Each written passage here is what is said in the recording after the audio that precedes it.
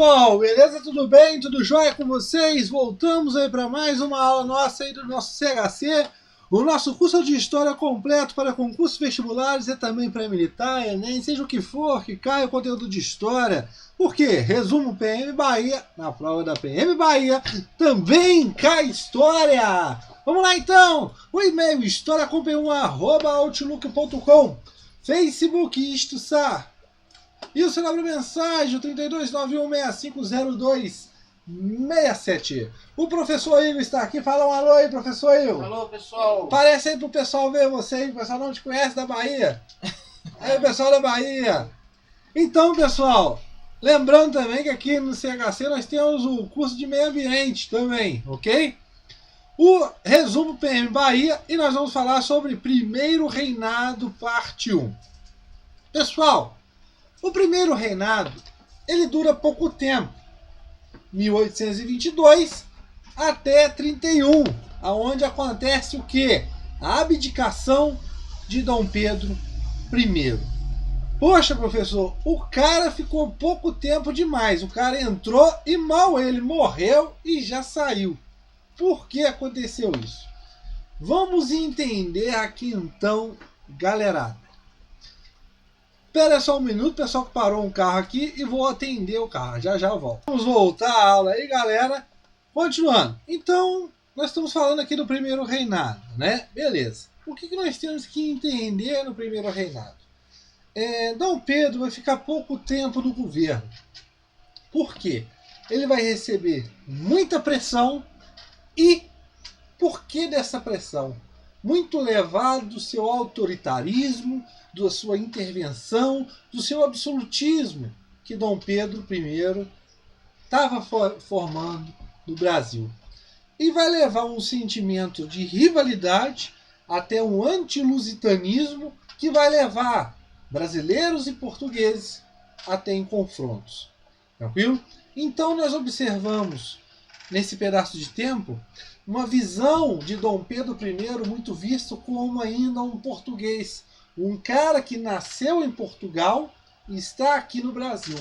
Diferente do seu filho, Dom Pedro II, que com 14 anos vai subir ao poder, né? Já nascido no Brasil, visto já as ideias já dentro do Brasil, vai formar um governo totalmente diferente do seu pai. Tranquilo, pessoal? Levando até uma grande estabilidade política dentro do Brasil. Tranquilo? Beleza. Por quê? Nós observaremos, gente, que essa estabilidade política vai permear todo o primeiro reinado, quanto depois o período regencial que nós vamos estudar. O período regencial, neste agregado, o quê? A ideia do que Dom Pedro II não pode assumir o título de imperador, então é convocado os regentes. Esse período regencial também constituído também dentro da Constituição de 1824, que nós vamos falar aqui. Então, que não é uma coisa nova criada, já existia a ideia da regência. Tranquilo? Vamos lá então. A elite encaminhou a independência. Pessoal, a independência do Brasil ela foi encaminhada através dos privilégios para atender esses privilégios dessa elite brasileira. Uma elite que não queria perder o seu status, ter seus privilégios, privilegiando o que? O latifúndio e o escravismo. Tranquilo? Manter a unidade territorial e tudo mais. Então, é uma independência que vai levar a elite brasileira. Essa elite vai encaminhar, vai ordenar, privilegiando seus ideais, tanto o escravismo quanto o latifúndio, e tirando de lado as pessoas pobres e os escravos do governo. Tranquilo?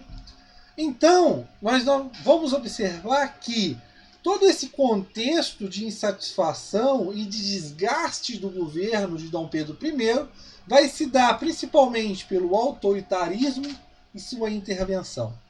Tem aquelas ideias que Dom Pedro I não estava nem aí, queria mais festas, mas nós observamos também um autoritarismo muito grande de Dom Pedro I em revoltas, em manipular ideias dentro do Brasil. Tranquilo? Um desses ideais, dessa demonstração de autoritarismo de Dom Pedro I será o quê? A Constituição de 1824. Para que uma Constituição? A Constituição seria o quê? Uma ideia de promover a independência política do Brasil, assegurar a independência política do Brasil referente aos outros estados, principalmente a Portugal. Então, uma Constituição seria essencial para o Brasil naquele momento. E nesse momento, a Constituição ela teria que ser uma Constituição que mais ou menos adequasse às ideias do momento. Teria que ser uma Constituição promulgada, mas ela foi outorgada. Por quê? Qual que é a diferença, primeiramente, de Constituição outorgada para promulgada? Promulgada é quando uma Constituição, uma Assembleia Constituinte, o que é a Assembleia Constituinte? É aquela Assembleia de deputados que vai ali dentro discutir, vai debater como será a nova Constituição do país. Essa é uma Constituição que é discutida. Você tem os prós, os contras e tudo mais. Ela é promulgada. Já uma Constituição outorgada, não. Uma Constituição outorgada não tem nada de discussão. O cara que está lá em cima, o chefe, fala assim, é essa e pronto, e acabou. Em 1823, você tem o início da Constituinte, da Assembleia Constituinte. Ela começa em 22, mas em 23 é que o negócio pega. O que acontece? Em 1823, Dom Pedro vê essa nova Constituição sendo elaborada e observa que essa Constituição limitaria alguns dos seus poderes. Dom Pedro, que não é bobo nem nada, ele fala, vocês querem limitar meu poder? Faz o seguinte, vamos dissolver essa Assembleia Constituinte, chama um pessoal aí que é chegado meu, uns 10 camaradas, e vamos formar uma Constituição para o Brasil e acabou o problema. Ele outorga uma Constituição. E o que nós temos que observar aqui nesse momento? O Brasil, ele nasce independente, mas com um governo monárquico, constitucional. Tranquilo? Ou seja, nós teremos aqui mecanismos que vão dar uma ideia de um liberalismo, mas nem tanto. Tranquilo? Beleza. Vamos entender essa Constituição. O voto, primeiramente. O voto já nós observamos aqui que é um caráter eletista.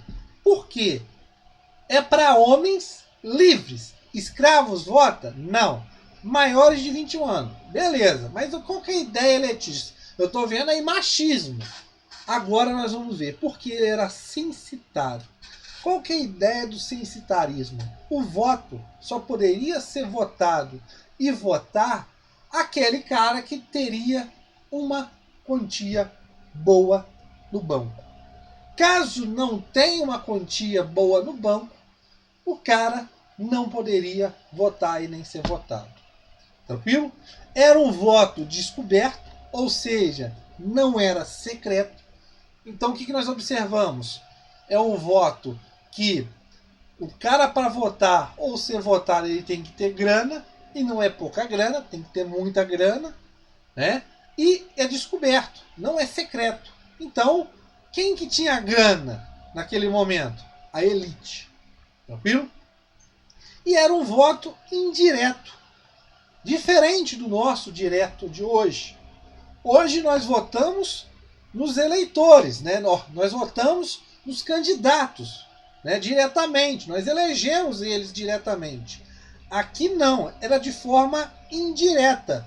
Os eleitores da paróquia, ou seja, aqueles que estavam em determinada localidade aptos para eleger, ou seja, aptos para eleger nesse momento, tem que ter grana. Eles poderiam eleger os eleitores da província. Esses eleitores da província que foram eleitos também tinham que ter uma renda maior que os eleitores da paróquia, porque eles eram votados. Eles elegiam os deputados e senadores. Obviamente, como eu falei para vocês, para você ser votado, você tinha que ter uma determinada renda. Ou seja, quem elege, primeiramente, tinha que ter dinheiro. Quem vai ser eleito também tem que ter dinheiro. E ele vai eleger alguém. Essa pessoa que vai ser eleita também tem que ter mais dinheiro. Ou seja, quem vai participar desse governo do Brasil é a elite. Tranquilo? Beleza. E ainda mais essa Constituição. Essa Constituição previa que o catolicismo seria a religião oficial. Pronto, e acabou. E os poderes. É a ideia da tripartização? Sim. Mas, porém, nós temos um porém. Temos o poder executivo? Sim. O legislativo? O judiciário? Sim. Mas nós temos um chamado poder moderador. E, mesmo tendo esses outros três poderes, o moderador mandava em todo mundo. Por quê? Era exclusivo do imperador e ele poderia intervir em qualquer decisão. Ou seja, o imperador tinha um grande poder que mandava nos outros. Ou seja, nada mais, nada menos, ele tinha o poder total. Né? Ele era o bambambam. E, ainda mais, elegia o tal do pessoal, dos ministros, que ia compor ali a ordem mais íntima. Viu? E nós observamos esse autoritarismo, como que é o poder de Dom Pedro já no começo, o primeiro reinado. Agora nós vamos observar o que? Essa intervenção, esse autoritarismo, as perseguições por parte de Dom Pedro I.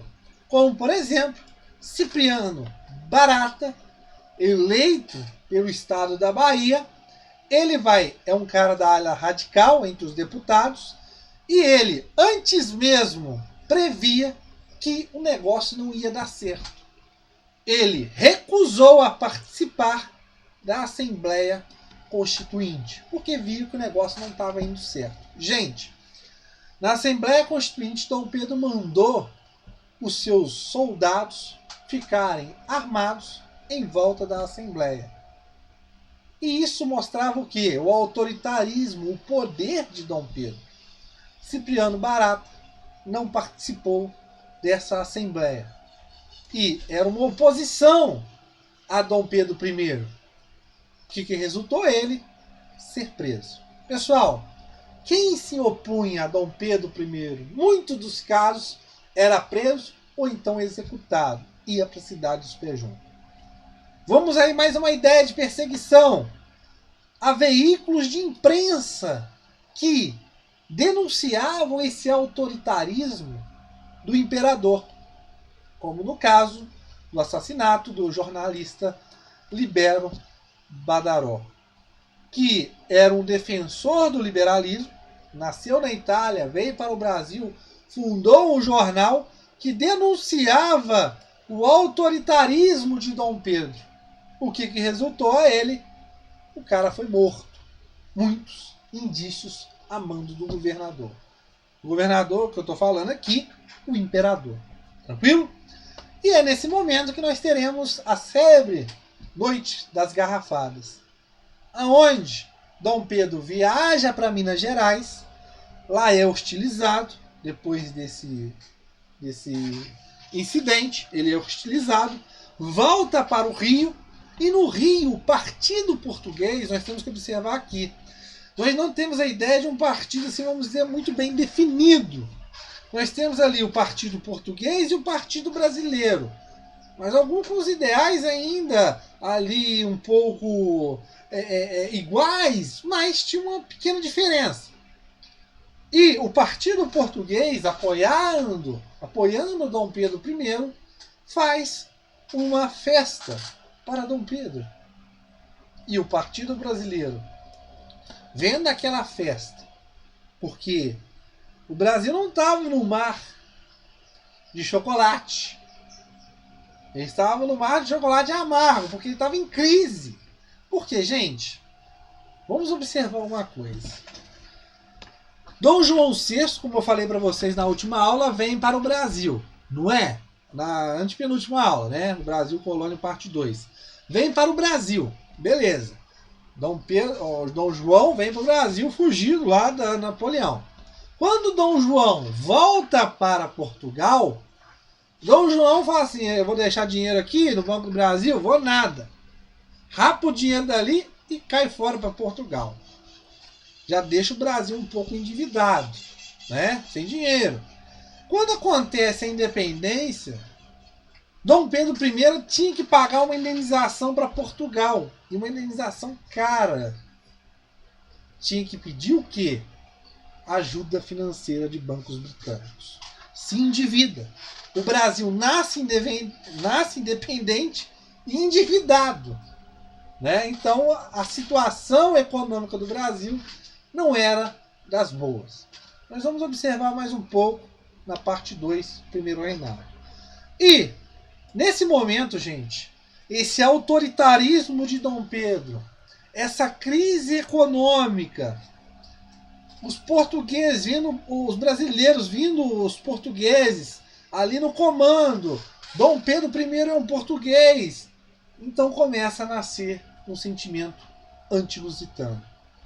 Confrontos vão ocorrer em diversos locais do Brasil, aonde nós teremos combates entre brasileiros e portugueses. Isso tudo vai minar o reinado de Dom Pedro I, que nós veremos na próxima aula. Teremos um outro conflito, a Confederação do Equador, que vai ainda mais minar esse primeiro reinado. Beleza, pessoal? Lembrando, o nosso canal Ishi Sattler. Se inscreva em nosso canal, você que é a primeira vez nos assista. Você entrando na nossa playlist, você tem várias aulas, várias pastas, várias playlists. Para você do Resumão PM Bahia, serve a playlist Pulo do Gato, que tem temas que caem na sua prova. Ali eu faço, nessa playlist, temas que caem recorrentemente em provas, são importantes também para vocês. E principalmente, além desse resumo PM Bahia, você tem que assistir também, porque é um conteúdo a mais desse resumo, que é a playlist de História do Brasil. Aqui embaixo vai estar o link remetendo você à playlist de História do Brasil, aonde vou estar falando aula tal a aula tal é sobre o primeiro reinado. Tranquilo? Esse conteúdo, essa playlist é super importante ainda mais para vocês. Beleza, galera? Beleza, galera? Na próxima aula voltaremos com Primeiro Reinado, parte 2. Valeu!